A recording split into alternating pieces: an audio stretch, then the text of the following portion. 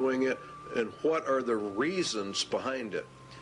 Economic reasons are, it is a necessary waste that operates outside the normal economic supply and demand system. Warfare creates an artificial demand. In other words, the war system itself, having huge militaries with all of their armaments, with all of the research and developments, creates a demand. This waste of money outside the system, according to Iron Mountain, acts as a counterbalance to the economic growth of the nation.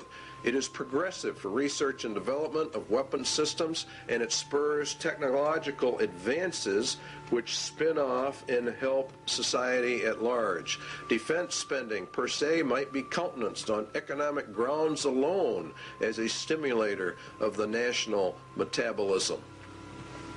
In other words, war itself, for economic purposes, is a tremendous growth factor. For the political reasons, it's different. A nation is a group of people organized together with a common goal and a national identity. The nation has an outlook or an attitude of how it will deal with other nations, and that's what we call foreign policy. A nation's foreign policy, says Iron Mountain, can have no substitute if it lacks, or no substance rather, if it lacks the means of enforcing its attitude. In other words, if the nation is not strong enough, it doesn't matter what their attitude towards somebody else is. War is itself the defining element of any nation's existence vis-a-vis any other nation. War, then, equals nations because it is the glue of nations and what causes them to come together, and peace would mean the dissolving of the nations. The elimination of war implies the elimination of national sovereignty and the traditional nation state.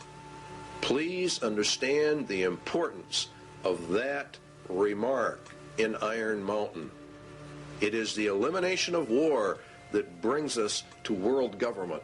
The war system not only has been essential to the existence of nations as independent political entities, but has been equally indispensable to their stable internal development. Without it, the war system, no government has ever been able to obtain its legitimacy. Or in other words, we could say its right to rule its society. War is the basis of that claim to rule, and it is therefore the glue that holds a nation together, according to Iron Mountain. The possibility of war provides a sense of external necessity without which no government can remain in power. The organization of a society for the possibility of war is its principal political stabilizer. All right? In other words, for the Soviet Union, they said that the American people were the enemy. And that gave them the glue which held the Soviet Empire together, which rallied the people to make such sacrifices so that we could build up this huge war machine.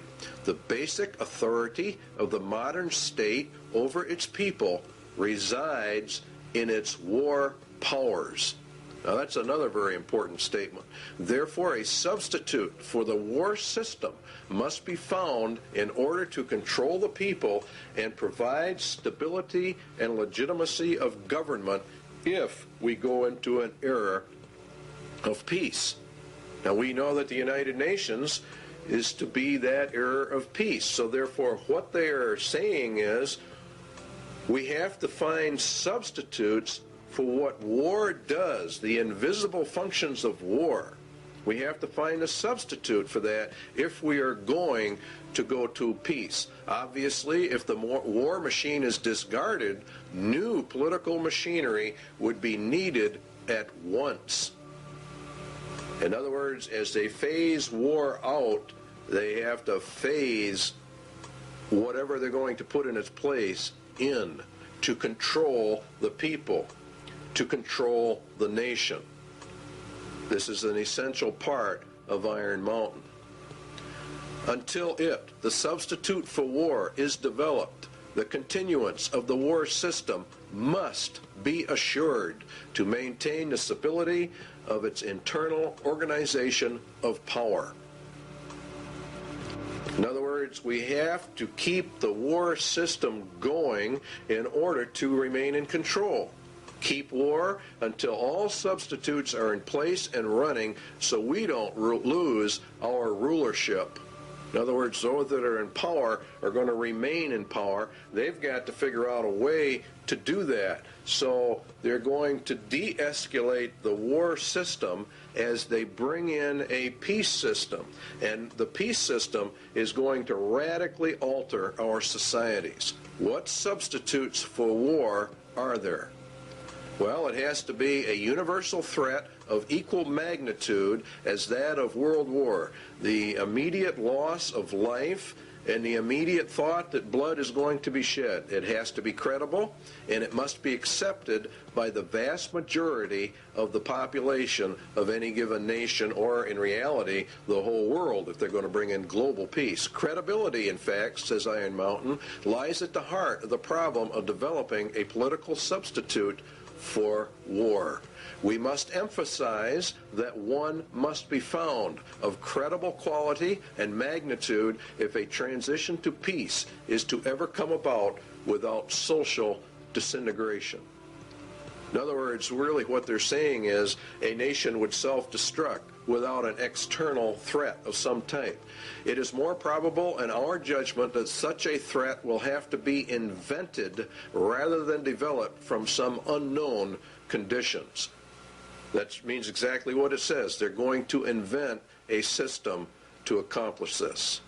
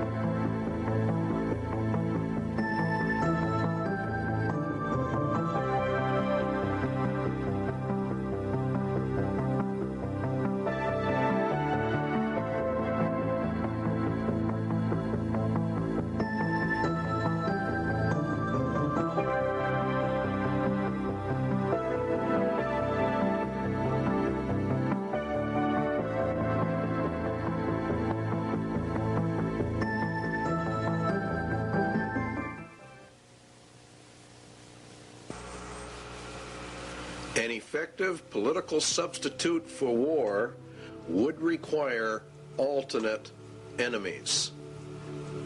In other words, we have to find an external threat that's essentially very large. It may be, for instance, that gross pollution of the environment can eventually replace the possibility of mass destruction by nuclear weapons as the principal threat to the survival of the species. In other words, they're going to bring the environment up to a point of global threat, poisoning of the air and of the principal sources of food and water supply is already well advanced, and at first glance would seem promising in this respect. It constitutes a threat that can be dealt with only through social organization and political power. But from present indications, it will be a generation to a generation and a half before environmental pollution will be sufficiently menacing on a global scale to offer a solution as a substitute for war. In other words, we replace the war threat with an environmental threat. Now you know why the environment is on the TVs and the media constantly. A generation